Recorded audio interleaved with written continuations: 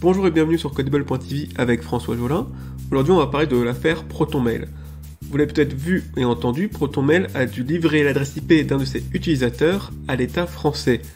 Pourquoi ProtonMail a dû espionner et livrer l'adresse IP d'un utilisateur à l'État français alors qu'il revendique le droit à la vie privée? Et on verra surtout comment ProtonMail a réussi à ne livrer qu'une adresse IP, ce qui est un exploit et une preuve de résistance. Dernier point qui va retenir notre attention. En effet, comment ces machines vont-elles bouleverser notre vie?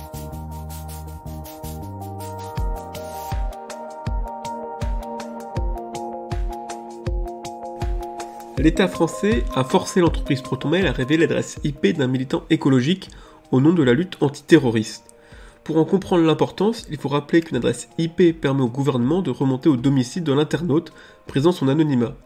ProtonMail a donc contribué à l'arrestation du militant.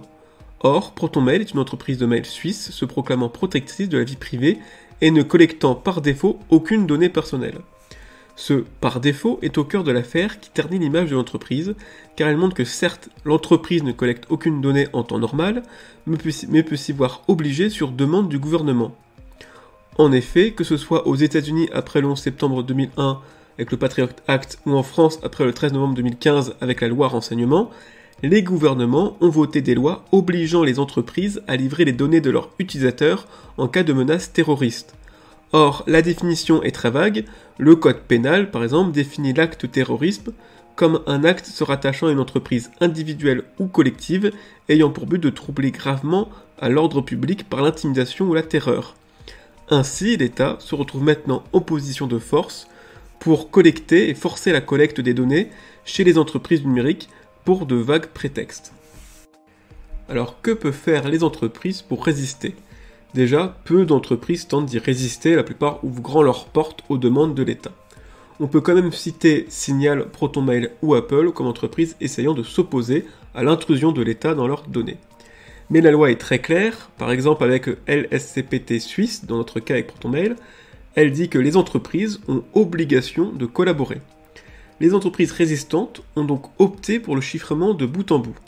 Ainsi, toute ou partie des données qui transitent sur leur serveur sont illisibles, même par l'entreprise. Seul l'utilisateur possède le mot de passe de déchiffrement. En soi, l'entreprise peut toujours les collecter et les partager à l'État, mais comme personne ne dispose du mot de passe, les données restent illisibles. L'entreprise peut aussi proposer son service à travers Tor ou un service VPN pour éviter de connaître l'adresse IP de ses utilisateurs. C'est ce que propose ProtonMail, mais qui n'a pas été utilisé par le militant. En soi, l'histoire de ProtonMail est un exemple d'entreprise résistante, puisqu'ils n'ont pu donner qu'une adresse IP à l'État. Si le militant utilisait Gmail, La Poste ou Orange comme mail, alors le gouvernement aurait mis la main sur l'ensemble de ses mails et de ses correspondants. Or, grâce au chiffrement mis en place, ProtonMail se retrouve techniquement incapable de livrer toutes ces données. Place à la contre-attaque étatique. Évidemment, cette sensation d'impuissance agace le désir de contrôle absolu de nos gouvernements.